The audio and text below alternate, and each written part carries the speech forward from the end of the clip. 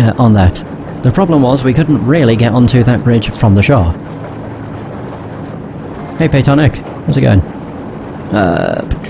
From the shore, so we had to use the last remaining path of entry. The river, where the fanatics could not expect us from. The path could only be rendered accessible with the help of a tugboat we would rent from the river traders. For us, the bridge was little more than an obstacle to cross, but for the fanatics it was a lot more. It was their safe haven from the terrible demons of electricity. Their home, their temple, and their fortress. No wonder they weren't exactly keen on letting just anyone through. That said, their guards were sure less than competent, lulled into complacency by the safety of their home ground. So much so that Duke and I managed to sneak into the very heart of their cult completely undetected. All that stealth and special operation training Miller had us go through definitely paid off. And we got a drop on Silentius, who was left with no option but surrender. We left Volga behind. There we met people who had spent all these years living in the open and never heard about the war still going on, all the conditions we had to tolerate living in the metro. When I received the signals from the survivors outside of Moscow for the first time, I thought the people of the surface would be different from us, would be free from fear and hopelessness. In the metro, we knew we were not living, but merely passing time before death. So for some reason, I expected the people who knew they had a proper tomorrow to be somehow wiser, more free and noble than us. I was wrong. They were just as miserable and lost as we were. Perhaps the problem was not the metro, but us all along. If here on the surface we continue doing the same things we did underground, we might never get a chance to build a future. A vast world stretches before us, and I am sure we will find what we are looking for. If the occupying forces don't get us on the way. Holy balls, that was a lot of text. So we left Volga behind. The endless expanses of Russia stretch before us now. The bridge dwellers had finally decided to believe that we were not demons, and let us pass. Anna was right. We invaded their world, and it's not up to us to destroy it. No matter how stupid it may seem, electricity is a sin. Is that really worse than the lies we were told in the metro about how the whole world was dead and there was nowhere to go? Everybody in the tunnels bought that convenient lie. Once we reach Yamantau, we will at least know if that lie was justified, since so far we haven't met any signs of enemy occupation. Can I summarize? Basically, I spent a very long time getting through this area, and we had to deal with fanatics, and I have not killed any of them. I've killed a few people, but for the most part I opt for only killing mutants, because I want to get the good ending. Oh god, I have so much shit to read. This is gonna be a long time. If you're not interested in stuff being read, then yeah, this is gonna take a while. I really hope these don't get added to.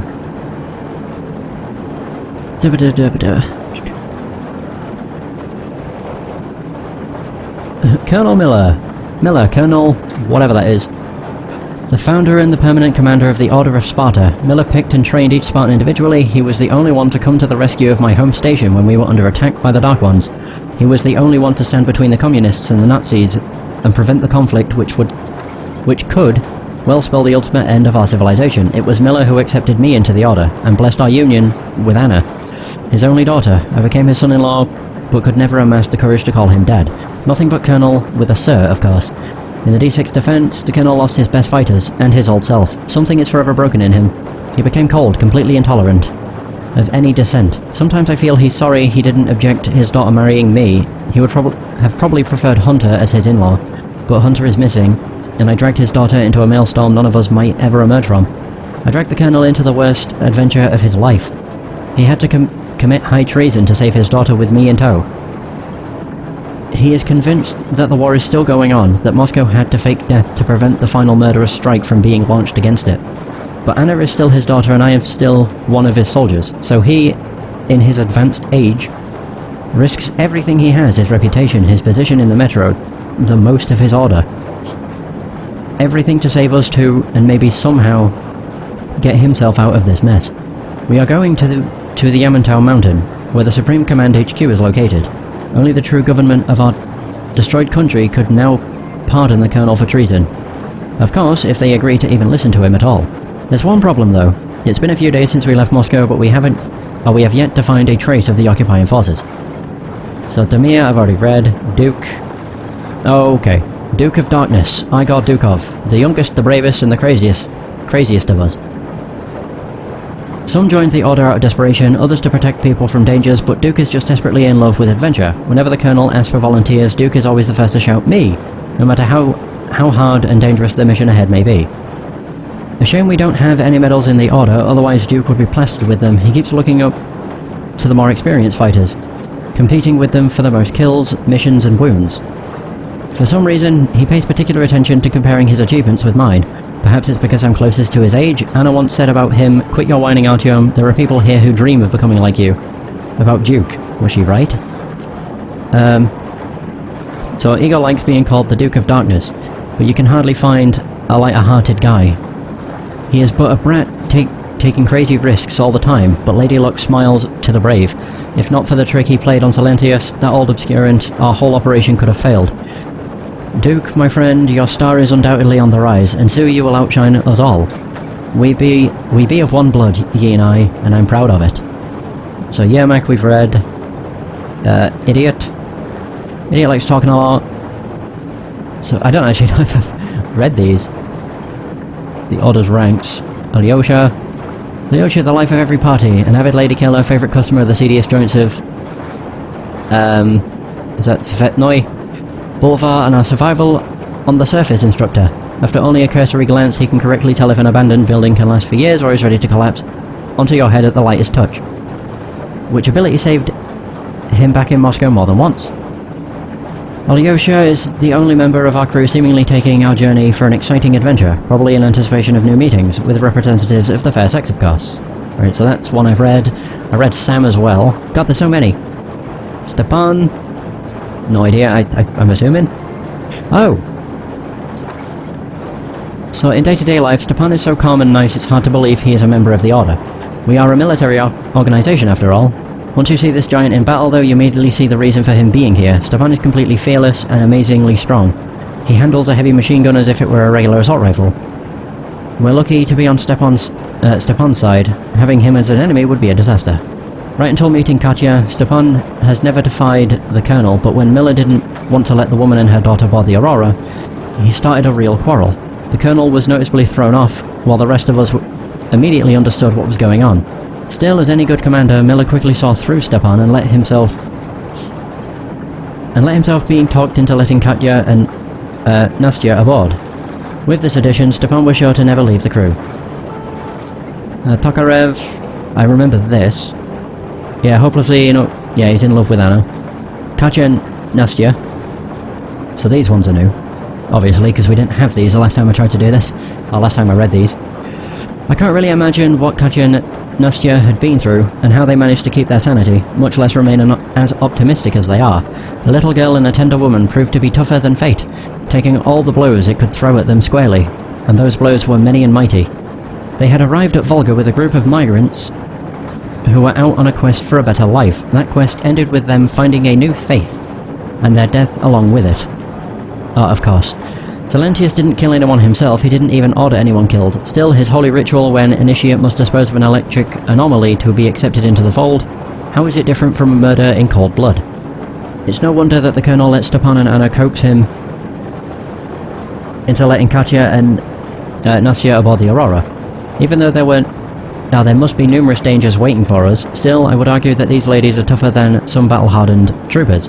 Besides, Katya is a trained nurse, and we will most probably need all the medical expertise we can get. Oh, so there's that, and then we have Crest.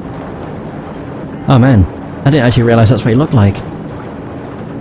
An avid storyteller, a talented mechanic, and a natural-born adventurer, who travelled all across the vast expanses of this threatening world on the surface. So alien to us, who'd been through hundreds of scuffles and struck thousands of deals, quite a few of which could well be of the less scrupulous sort. I don't know if Cress will be journeying with us for long, but I am not surprised he had such an easy time fitting in. Right from the start he gave us the hand with fixing the Aurora, gave us the railcar he'd been using in his adventures, and then went with us on a mission to capture the tugboat, giving Duke and me the cover we needed to infiltrate the bridge. It's no wonder that even our usually cautious colonel had no second thoughts about welcoming Crest into the crew. Alright, so that's all the crew. The New World. Okay, of course. Bandits. With no state and its laws, with no pockets of civilization which the new civic society could crystallize around, with no hope of ever going back to normal life, should one be surprised with the rise of anarchy and its consequences. Bandits, constructing their rudimentary societies around the basest aspects of the human nature.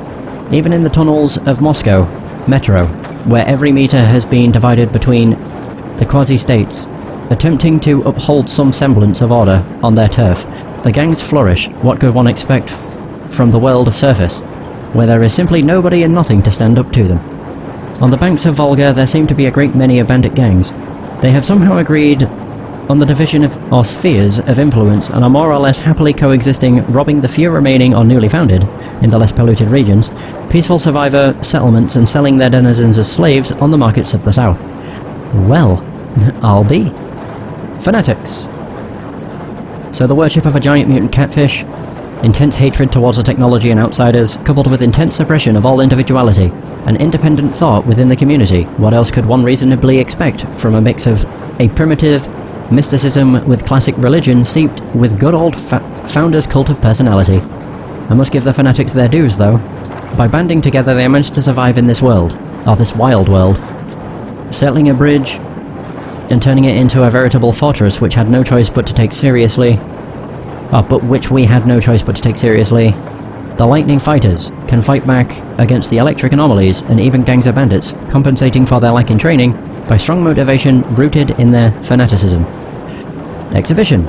Exhibition, my home station, now a part of the Commonwealth, together with that place and that place. Living there has been an uneven ride, but I still have fond memories of the time. Even though Anna, my wife, would disagree, she positively hates it there, having traded the position of the Order's best sniper for everyday chores of a regular mushroom farmer. Hansa! The most powerful faction of the Metro, the Commonwealth of the stations of the Ring Line, the Ring Line, I thought it said Red Line. The soldiers in Hansa's enjoy the best pay and equipment, and thus are highly motivated to train and perform their duties exceptionally well, making up in proficiency and skill for what they may lack in numbers. The only force to be objectively better than Hansaic troops in terms of professionalism and training is the Spartan Order, which yours truly is honoured to be a member of. As far as I was able to surmise from the Colonel's reluctant confession, Hansa is the vehicle of the Invisible Watchers, the real government of Moscow, controlling all the factions from the shadows. They clearly have too much power to just live and let live, and thus engaged in some shady business, including the SHIELD project, designed to keep Moscow under an impenetrable blanket of radio jamming to prevent further nuclear strikes against the capital. The project itself would be a benevolent initiative, even if quite misguided, had it not been connected with mass murder of people coming into or trying to leave Moscow, as well as anyone and everyone learning anything about it. So Anna and I were captured by their patrol after we saw the Aurora entering the city perimeter, and just for that terrible crime I was put to the gun. Anna's agony at the moment is something I will not forgive them for as long as I live. Oh boy. Right, creatures. Watchmen! These annoying beasts hunt in packs, and if you see one, you'd better dispose of it immediately. Otherwise it might howl and call in the rest of the pack, and it will howl as soon as it sees you. Demons? These giant flying mutants, comfortably occupying the position of the apex predator in the food chain of the poisoned wasteland stretching above the tunnels of Moscow Metro, have thanks... wait. I'm reading that really wrong. Poison wasteland stretching above the tunnels of Moscow Metro have...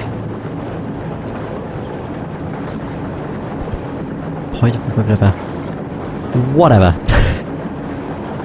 So thanks to their enormous physical strength, speed and aggressive demeanour, successfully settled a huge territory that is hardly surprising, as there are very few animals capable of ever facing a demon. Those that could fight it one-on-one and win are even fewer and further between, while a demon can easily fly away from any of them. Luckily, because of these strengths, the demons, like the large birds of prey of the past, prefer to live and hunt alone, or in very small groups, and thus do not present an immense threat to a careful traveller. They're called humanimals? Are you serious? Not mutants? Oh. Like the other mutants created by radioactive fallout, these nightmarish creatures feel right at home in the inhospitable post-war world. Despite clearly being descended from humans, these creatures are not really that smart. Resembling apes in their behaviour, they live in packs, don't use any tools and defend themselves mostly by throwing stones from a distance. One such mutant is not much of a threat, but... pardon me. but a fight against a pack of these is hard to survive. Our first encounter with these creatures happened on the banks of Volga. In the open. They seemed harmless and even pathetic, their ugly appearance accentuated by the sluggishness of their movements. Yet inside the abandoned loading terminal building, they proved to be more than just troublesome to me. It became apparent that besides throwing stones, they were also capable of ambushing their prey by hiding in shallow water. Hey Ark, how's it going? Also, word of warning, I'm mostly going to be reading for like the next 10 or so minutes. Mostly so I can cross all these off, and also I love lore. So we have the Starfish.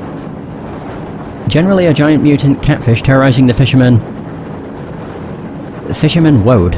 I'm assuming that's supposed to be wood. Would seem to be a dubious object of worship at best, but Salantius still managed to indoctrinate the locals he'd brainwashed into believing the monster was sent to the Earth with a divine mission.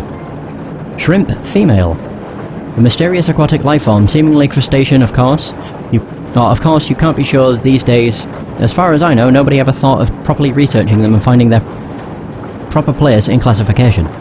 What we know is that they have strong, however the hell you say that, carapaces, are aggressive predators and, as such, inherently dangerous. The females of the species tend to attack in packs, spitting corrosive mucus from a distance, or when they think they can easily finish their prey, going in for a kill with their disgusting leech-like mouths. That's fair enough. Shrimp male. They're the ones with the massive claws. Mysterious aquatic life form, seemingly crustacean, of course. Oh, of course, you can't be sure these days. Blah blah blah blah. What's the difference? As such inherently dangerous, the males of the species tend to live solitary lives and are extremely territorial once they see anything they deem a threat. They immediately attack, using their massive forelimbs as clubs and shields at once. Yes, they're a pain in the arse. Dogs. I don't remember fighting dogs. I probably killed a dog or two, to be honest. The common dogs seem to be no match for the messed up world of the surface. But they managed to survive despite being surrounded by mutants and human enemies, so they definitely are a threat to be considered, especially when you consider their keen senses and ability to easily alert their masters to your presence. That's when I went against the dog. It was in a bandit camp. Ah, that works out then. Lurkers! They are the small ones. While lurkers are far from being the strongest or meanest mutants around, either in the metro or on the surface, they are still a danger to be considered, especially for a lonely wanderer. They are a colonial burrowing species. As such, they protect themselves from the larger predators by constructing lots of interconnected burrows in close proximity to each other and hiding in them if sufficiently threatened, while keeping the surroundings under constant observation in search for danger or potential prey. When in a lurker-infested area, you can never guess which burrow a bloodthirsty creature might appear from, though you can bet it will most often be the one you're not looking at. Sounds about right. Equipment! So we have the gas mask. A gas mask was vital in Moscow. You couldn't even hope to go outside without one, and it often came in handy, even in the tunnels. Think of the mushroom fields, especially when the fresh fertilizer was being piled in. I had hoped I'd be able to get rid of it on the surface, but it looks like that was just a pipe dream. There are lots of places here where this stuffy thing becomes a necessity. The charger? My tried and true manual crank charger, made from a scooter alternator, a stabilizer, a transformer, a battery, and metal shears. How often did I have to listen to it waiting for the flashlight to come back to life? Frankly speaking, I'd love to cut down on the times I have to keep squeezing it, but 20 years after the Judgment Day, decent rechargeable batteries are kinda hard to come by. So we all have to use the restored and re-restored ones, and these hold charge just a little better than a bottomless bucket holds water. Besides, this sort of charger can, in times of emergency, power things much larger than a flashlight or a night sight. It can generate some decent power. It usually takes quite a lot of cranking to do that, though. We have the notepad. This isn't just an old military-issue map case that holds maps, pencils, and notes on the mission parameters anymore. The efforts of Tokarev, Sparta's tech guru, have brought it up to the Order's standards and turned it into a marvel of technology. While remaining surprisingly light, it now includes a map with an automatic course plotter, showing my current location, a radio for communicating with the HQ, a compass, and a notepad, which I am planning to use to record my profound thoughts, interesting observations, and other things noteworthy. Perhaps one day I might turn it all into a memoir. We have the backpack. Tokarev has entrusted field testing his newest invention, a combination backpack portable workshop that not only allows to easily carry a considerable load and clean and service weapons, but also lets its user to make filters, medkits and other pieces of equipment useful in the field to me. Surely I am honoured with his trust, but something tells me Tokarev has an ulterior motive here. This could be his ploy for stocking up on useful materials without even leaving the confines of his workshop. If that wasn't the case, why would he spend time telling me where to find usable metal parts and chemicals? He even proposed I check out the mutant lairs, though I must say, the idea seems to be quite good. Binoculars? The binoculars Crest gave to me turned out to be an invaluable gift back from Moscow. Not back in Moscow, even on the surface, there was no real need for a pair. But here they do help me out a lot. Of course, you could take a good look at something from a considerable distance using an optical sight, but a wider field of view, great magnification, and, above all, binocular picture, allow to get a good grasp of relative positions and points of interest, and distances between them, making the binoculars a must when marking such point on a map. Bracer! The braces all Spartans wear are not an important piece of armour, but still routinely save our lives. They are used to mount such vital pieces of equipment as Geiger counters, warning us of dangerous radiation, hotspots and watches, necessary for keeping track of gas mask filter usage. The watch is combined with another gadget that, despite its tiny size, is also vitally important, the light indicator. Many a time its blue light hinted me to find a better shaded hiding spot to remain stealthy. We have the lighter. This piece of trench art I got from Sukhoi has been with me through a lot, but its value is far from just sentimental. I always rely on it whenever I need to start a campfire, find my way out of a dark tunnel by following the faintest draft, go through a spider bug lair, and want to get rid of their cobwebs, or simply need a backup light source, and it never fails. Spartan suit. The Spartan suit is not just uniform. All members of our order wear not just uniform, all members of our order wear. The suits provide a considerable degree of environmental protection, which, when combined with a gas mask, allows Spartans to be reasonably safe during prolonged sorties to the surface. The suits also accommodate a modicum of armour and padding, ensuring, when combined with an armoured vest, flexible and reliable protection that can be easily configured for the heaviest of engagements or reconnaissance missions, when swiftness of movement becomes the main priority. Night vision goggles. Even before the war, the night vision goggles were a valued commodity in the military forces, even moderately concerned with whether carrying out stealthy operations or effectively foiling those. With relative fragility of such devices and perpetual darkness of the tunnels, their value and importance in the metro grew exponentially. Obtaining a working specimen is a rare look, and even the Order could never manage to procure enough to make night vision goggles a piece of standard issue equipment for all of its fighters, providing them only for specific operations. Still, all the helmets issued by the Order have the necessary mounting points, and our standard power packs, usually reserved to feeding our flashlights, have additional sockets which all the Spartans can use to plug such goggles into, should they obtain one. Nice! Now all we have is the weapons. Oh god. So we have the Kalash. Despite the venerable age of this weapon, which before the Judgment Day had played a considerable part in hundreds of conflicts all over the world, its unparalleled reliability and considerable firepower make it a prized possession in the tunnels of the metro and, of course, on the surface. A standard Kalash is simply a solid assault rifle with all its characteristic pros and cons, but thanks to the talent of Sparta's gunsmith and Tokarev personally, the model our Order fields can accommodate a huge variety of upgrades, from extended magazine to various sights. Not only that, with a few simple operations and spare parts, it can be turned into a different weapon of a different class, from a short machine pistol that excels at close range to a light machine gun.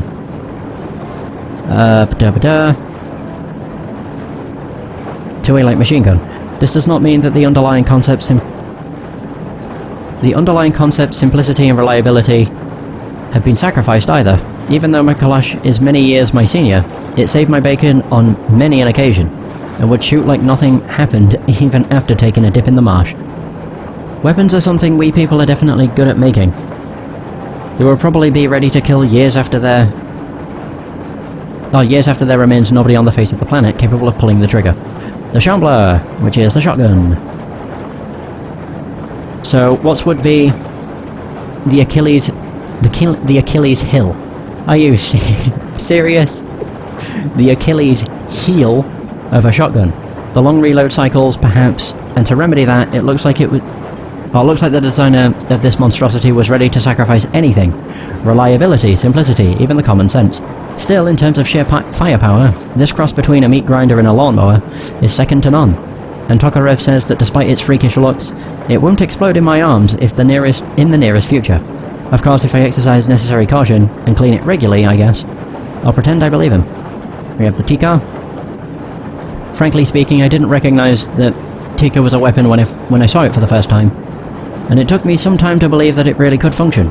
Even so, this remarkably ugly masterpiece of the armory station's designers they'd been driven into making by the eternal shortage of ammo has proven to be indispensable for the Order's operatives. Not only does Tika shoot the ubiquitous bearing balls, it is also practically noiseless, packs a wallop and is quite accurate over short distances naturally. All in all, it is an ideal special operations weapon for the conditions of the Metro.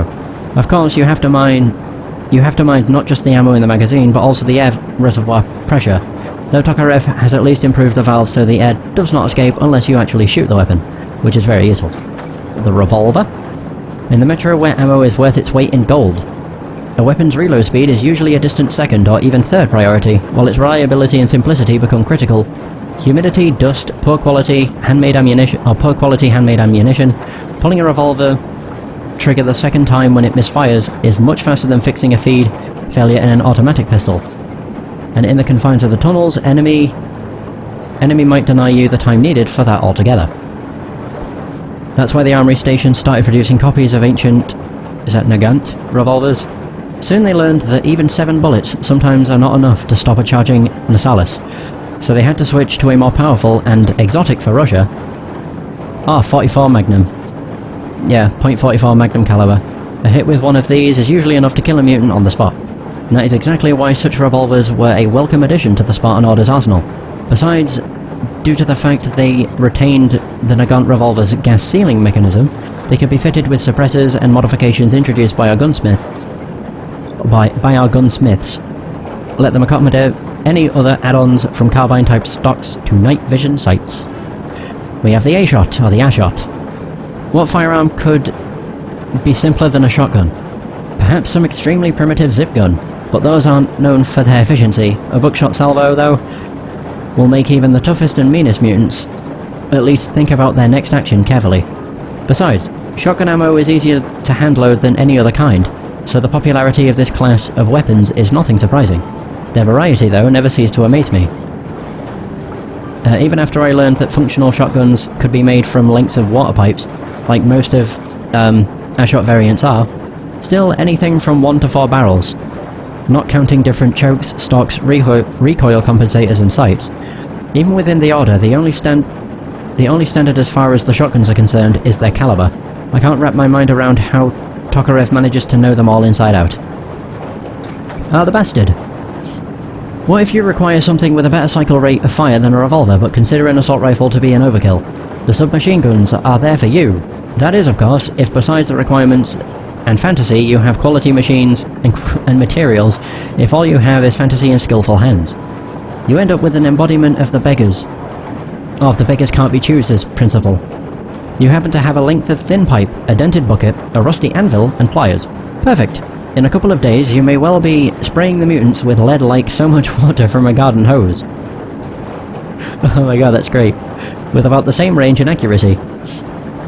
Not for long, as your creation spitting unscrewed nuts left and right will overheat from its insane rate of fire and jam within seconds, like the bastard gun ever popular amongst the denizens of the Metro. Despite all the afflictions plaguing this gunsmith's nightmare, Tokarev managed to turn it into a decent weapon. With enough power and accuracy to take its rightful place in our arsenal, its only remaining drawbacks that even Tokarev's magic was unable to fix is its propensity to jam when it overheats. Still, the number of bullets the bastard, as we naturally came to be calling it, manages to spit out before it stutters, usually ends up being enough for any opponent. We have the decoy. An improvised noise decoy attracts attention of humans and beasts alike, with the loud rattling noise it produces. Throwing knives, the perfect stealthy short-range weapon. The throwing knives are cold-wrought by many a blacksmith throughout the Metro, from spring steel. Explosive. This makeshift grenade is essentially a length of steel pipe filled with explosives, but it can still be quite deadly if it goes off close enough. And the Molotov cocktail. This primitive incendiary device, little more than a bottle filled with gasoline, is still a dangerous weapon if employed skillfully. Holy fuck, I finally read everything. Woo! That took me fucking ages. Right, I want to leave. Ugh. My throat hurts. Whoa! Stay here for a bit, Artyom. Alright. Sure, why not? Aww. This is great. What's this I do? wish I could stay like this forever. Artyom, Nice. climb those ruins back in Moscow with your radio. Did you imagine our life on the surface? Basically, this is my fondle button. A home for one. A Oh. place where we could live. A log cabin on the outskirts of a How long is this stream reading wise? Probably about 30 minutes. bungalow on an ocean shore. Well, you know, there's something great in simply going anywhere like this. Together. Through the abandoned stations, the ruins, the wasteland. Especially in our own private compartment. Thinking back, isn't this Oh. a honeymoon trip? It certainly feels like one, even though it's a bit late. We've only had some honeymoon sorties at best so far.